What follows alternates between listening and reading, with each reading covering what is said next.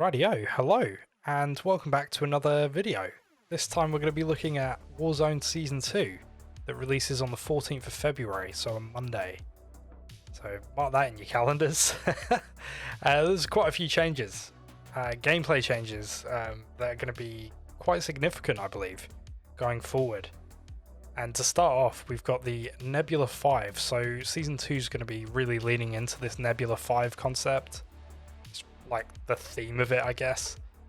And it starts with the ammo, Nebula 5 ammo, and this is classified as a field upgrade in Warzone. Nebula 5 ammo is no stronger than regular bullets, but does have one major exception.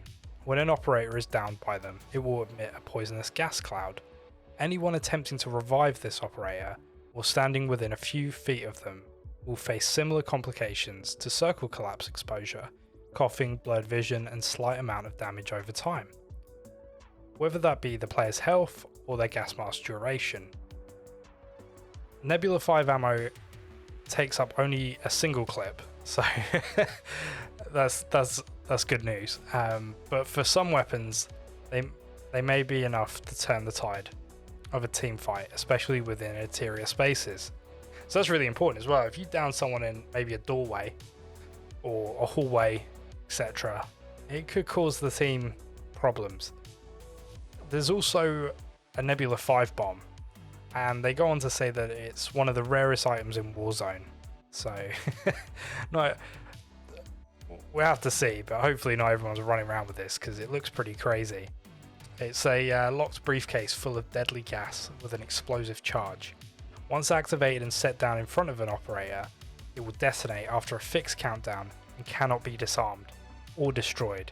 Its initial explosion deals a high amount of damage in a small radius before the gas spreads outwards, where it will hurt any operator without a gas mask. The gas lingers for 2 minutes before ultimately dispersing or feeding into the oncoming circle collapse.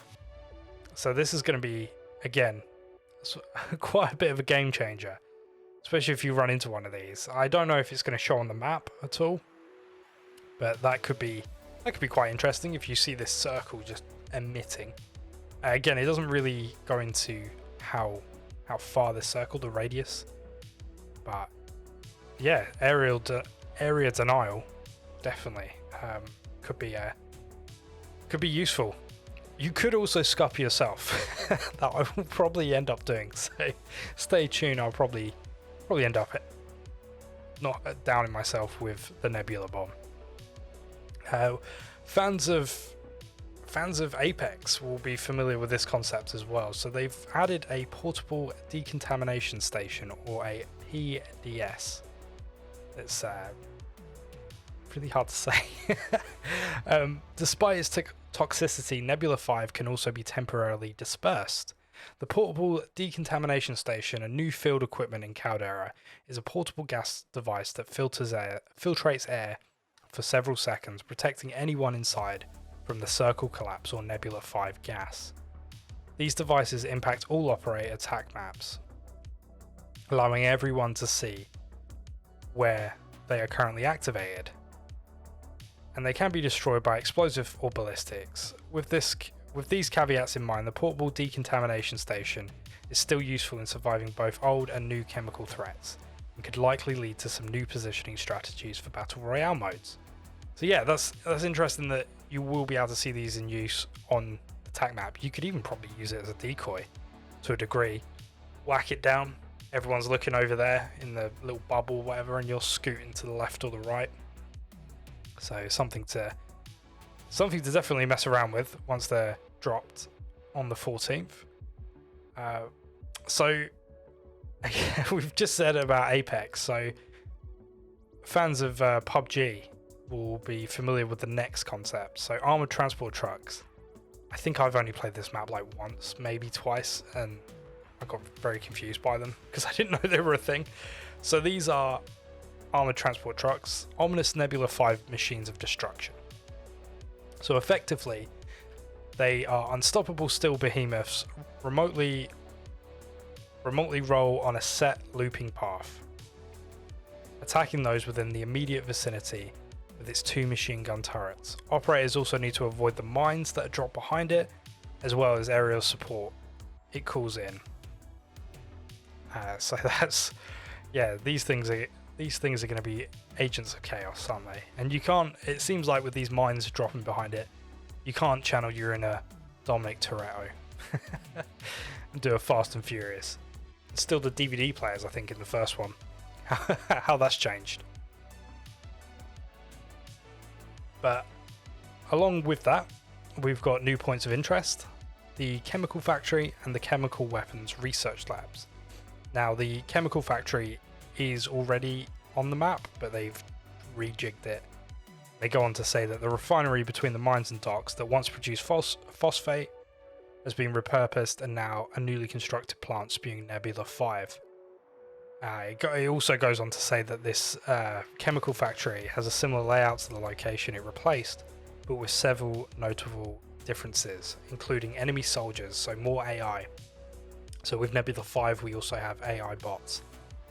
Hopefully hopefully they're not too crazy.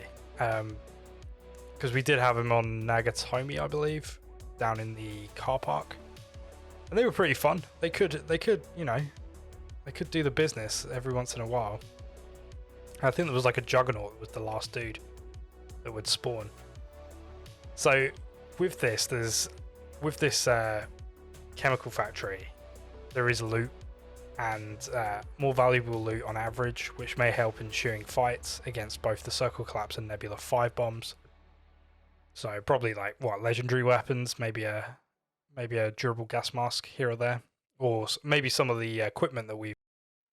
So we've also got the underground chemical weapons research lab as well, and they read very similar to the bunkers that we've seen maybe in Verdansk. And also you can find bunker doors on Caldera as well. And they go on to say that they are guarded by AI, and they also hold large or very valuable loot as well. So 8 locations that we can definitely have a look, see what's happening there. So moving on to sort of other added features, and I think something that probably you'll hear or see straight away is the bomber plane.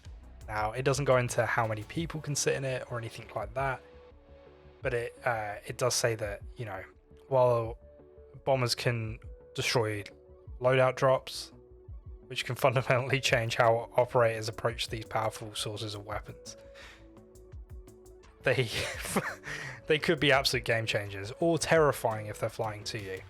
They have, though, Raven has said that they are reducing the health of bombers and fighters. So these are only going to be in Vanguard Royale, I believe, at the moment as well. So definitely we're going to definitely see some mad clips with the bombers.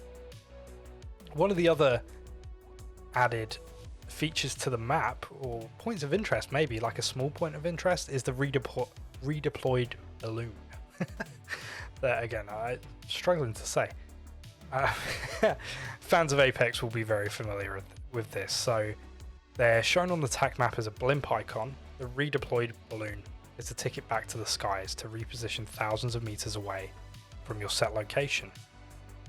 Operators can ascend to the top of the balloon via a zipline tethered to the balloon, then leap off at the top and deploy their parachute to cover great distances. Planes or weaponry can destroy redeploy balloons, and but once they are deflated, operators can spend a few $100 to reinflate them as well. So, that was a paragraph and a half. So yeah, they're sort of the most interesting points of this article, and I have linked the news article below in the video. And just to round up this video as well, so we keep it quite brief, we've got 4 new weapons, 3 at launch on the 14th and 1 mid-season. So starting with the assault rifle, we've got the KG M40, workhorse assault rifle, naturally steady and accurate. And then we've got the Whitley LMG, heavy long-range machine gun, cumbersome but consistent. And rounding that off is the Ice Axe for the melee. Mid-season wise, we're looking at the Amagura 43, I think I pronounced that right.